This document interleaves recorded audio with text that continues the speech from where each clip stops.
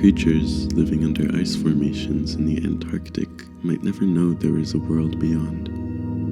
Only their small stretch of water where there is a floor and a ceiling. Occasionally, small holes in the ice form where light peeks through, hinting at something above. What if we received a light similar to that, hinting to the idea that there is something beyond the realm we live in?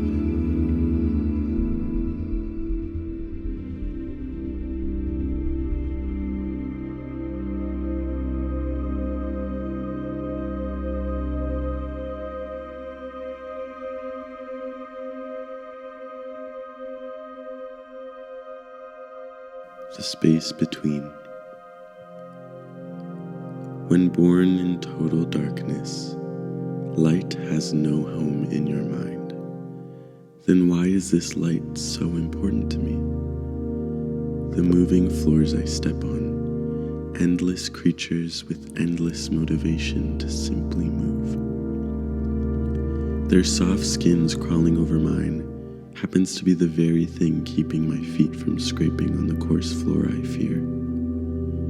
I always felt cool glows descending from above, but waves of doubt seemed to block them.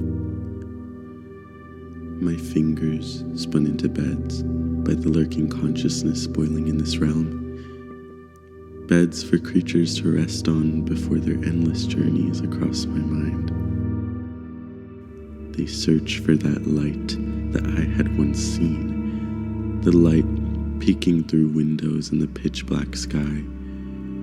I see tethers of my humanity hanging down, guiding the light through a narrow stream.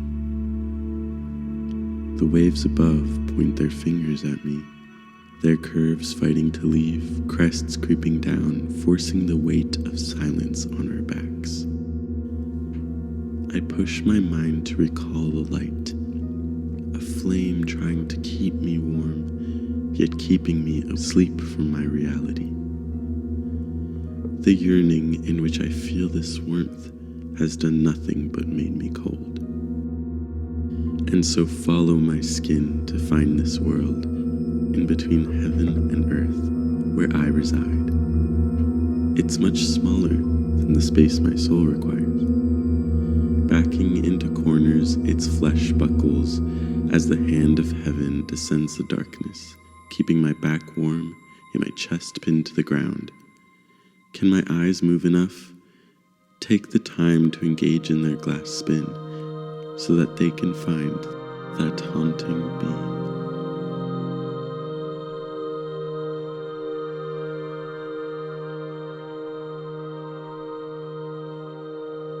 Those very spines. I take off my shoes and hand them to you. Please make them a home, one where this outstretched arm has a resting place before it touches your face. The softness of your cheeks reflecting the light as if pearls constructed their walls. A home for the candle, which with its strong flame brightens your eyes. Just enough for me to see the stories flying down through the sky, like comets descending towards my lone figure standing atop the crystallized body of water that reminds me of your body.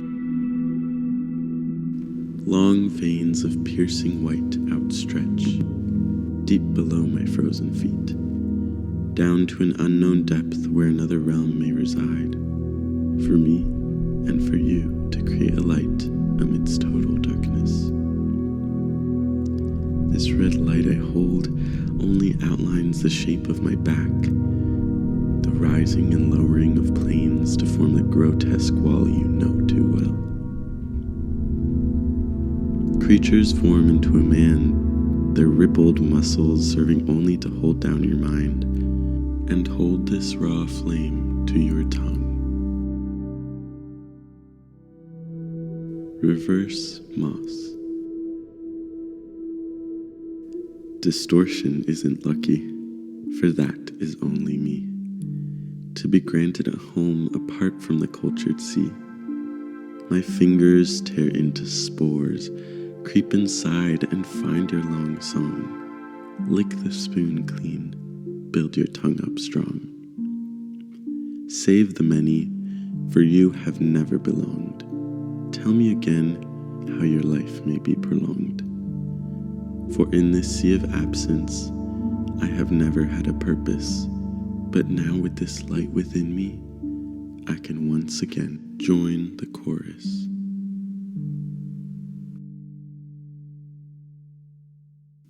Silk, seal, skin. Yours is a landscape formed upright. Its rolling hills dribble down. Its streams of lucid dreams create sagging skin that decorate what vast boredom I enjoy. Sleeping babies litter my floor for no other purpose but to teach me that a lucid baby can form ripples too, to break off the tethers they have connecting them to this room, my favorite room to visit, with stars on the walls who curl their arms every morning before school. What will happen when salt water touches your lips? The crinkling of your thin skin can be heard from the next door over. If I take this baby, might you take its brother? For starfish should never be carried alone. But as I begin to rise with the bubbles, nearer and nearer to the light, the only thought remaining with me was that I was alone. Alone.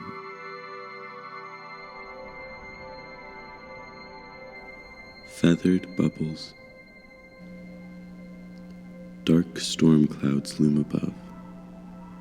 What will happen to this bed of feathers? Will it dampen and cry into what it's made of? Serrated arms interlock, forming the plates I speak of. Sky, I feel sick.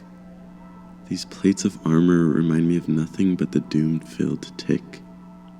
Where I thought time might stop, it simply becomes forgotten, long, and dry.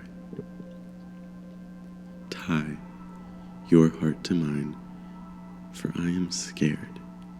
Really, really scared.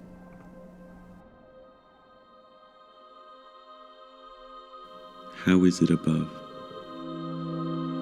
My eyes grow an inch for every minute I look up at the sky. Formulate these thoughts, you tell me, but how could I? My tongue is stuck in another world.